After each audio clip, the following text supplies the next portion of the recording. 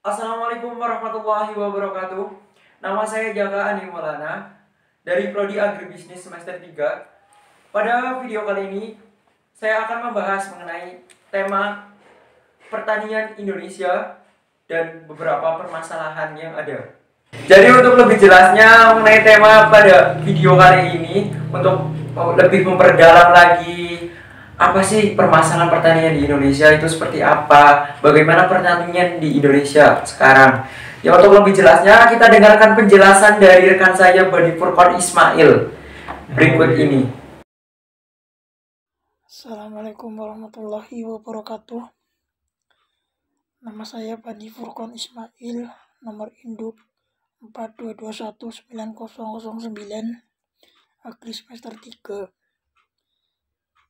Saya di sini akan mempresentasikan tugas ekonomi pertanian pertemuan kedua. Bagaimana sektor pertanian di Indonesia saat ini?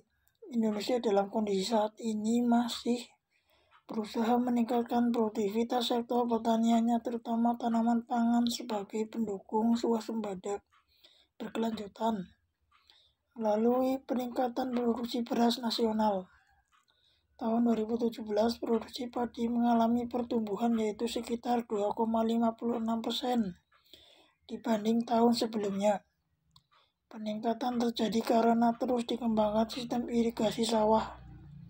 Dari data terakhir, persentase luas lahan sawah irigasi mencapai 58,41% atau sekitar 4,78 juta hektar, dan sisanya sawah non-irigasi. Pada tahun 2017, Indonesia berhasil menghentikan impor beberapa komoditas pangan untuk memenuhi kebutuhan nasional. Komoditas beras, cabai, dan bawang merah sudah tidak bergantung pada impor. Pertanian Indonesia bisa dikatakan terus mengalami peningkatan. Meskipun jika dilihat lebih dalam, permasalahan seperti penurunan tenaga kerja pertanian, minat daya beli konsumen terhadap hasil pertanian masih sedikit. Akan tetapi upaya untuk meningkatkan minat konsumen akan pentingnya membeli hasil produk pertanian di negara sendiri terus diupayakan sebagai usaha untuk memajukan pertanian Indonesia.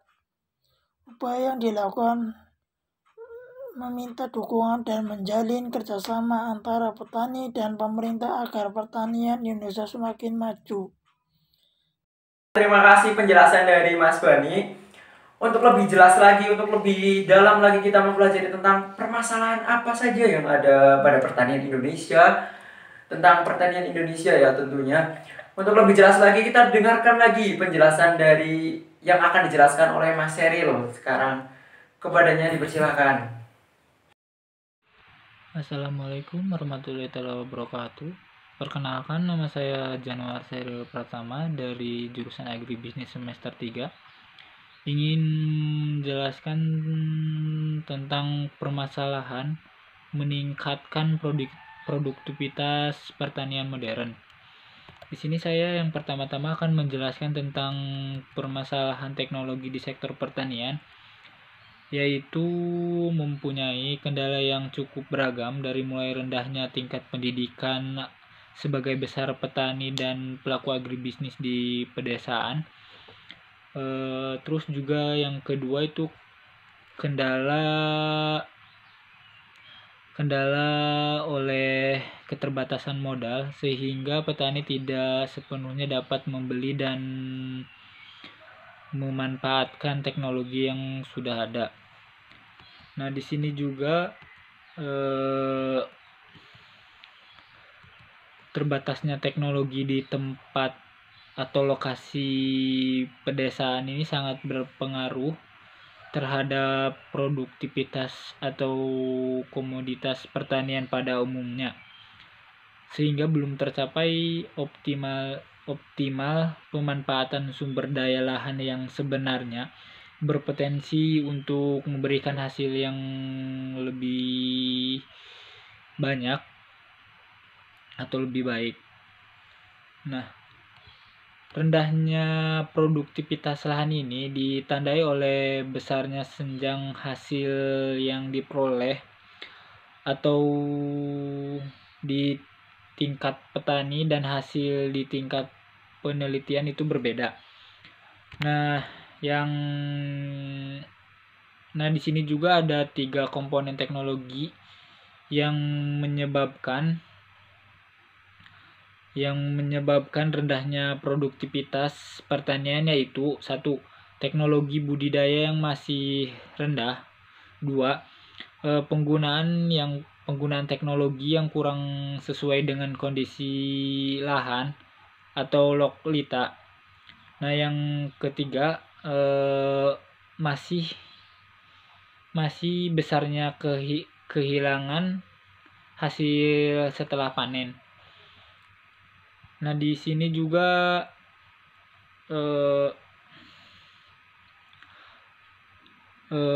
rendahnya tingkat pendidikan dan terbatasnya kecakapan petani merupakan inti permasalahannya, yaitu penyebab rendahnya penerapan teknologi oleh petani tersebut.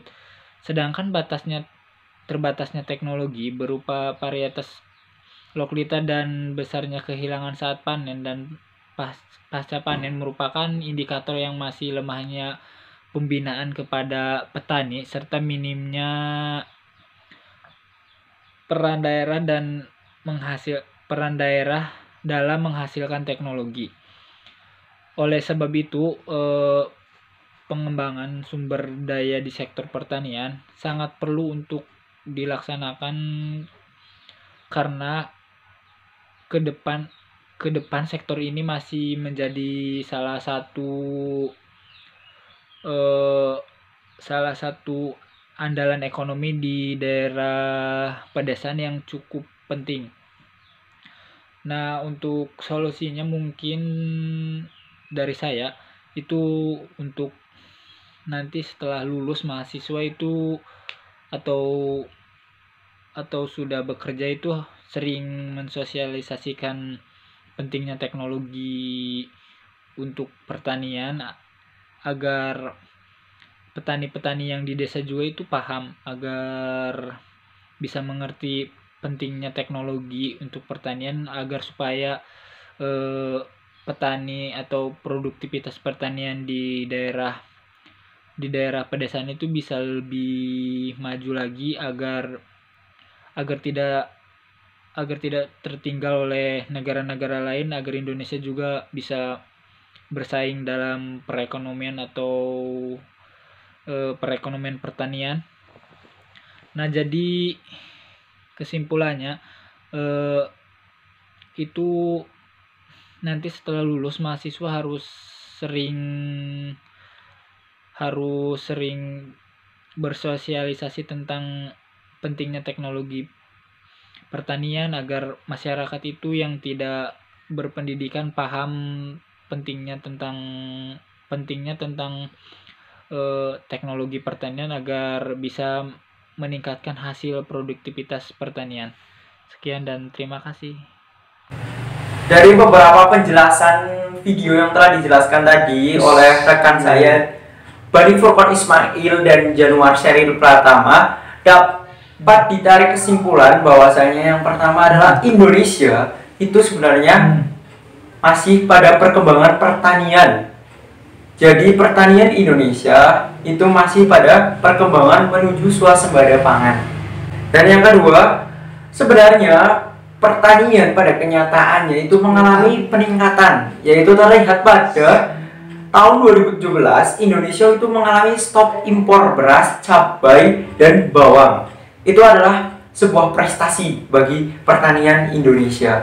Bahkan dilansir dari liputan6.com di sini, sebenarnya sektor pertanian itu jadi penyumbang tertinggi pertumbuhan ekonomi di Indonesia, yaitu sekitar 2,19% pada triwulan kedua 2020. Dan yang mengenai pembahasan dari Mas Sheryl yang tadi menjelaskan tentang permasalahan pada bidang teknologi, pada dasarnya permasalahan pertanian di Indonesia itu seperti rendahnya tingkat pendidikan pada sumber daya manusianya, yaitu pada para petani di pedesaan khususnya ya.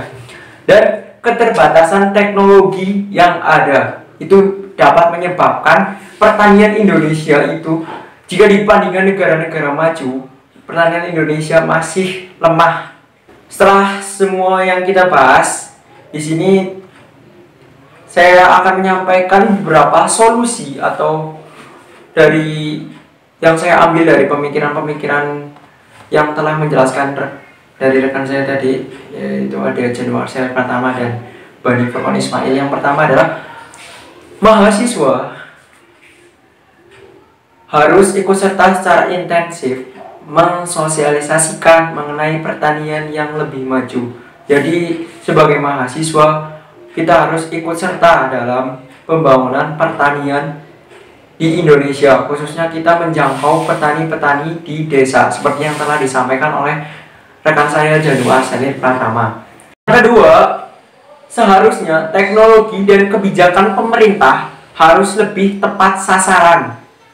Jadi teknologi dari pemerintah itu harus menjangkau semua aspek dari bidang pertanian yang ada di Indonesia. Tidak hanya petani-petani tertentu saja, tapi kita harus menjangkau petani-petani di pedesaan yang notabene belum mempunyai prasarana yang memadai.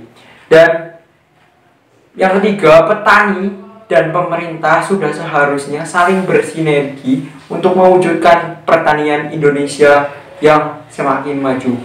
Semua dapat teratasi jika kita sebagai petani dan juga pemerintah sebagai penentu kebijakan itu saling bersinergi mewujudkan swasembada pangan untuk terwujudnya pertanian Indonesia yang lebih maju.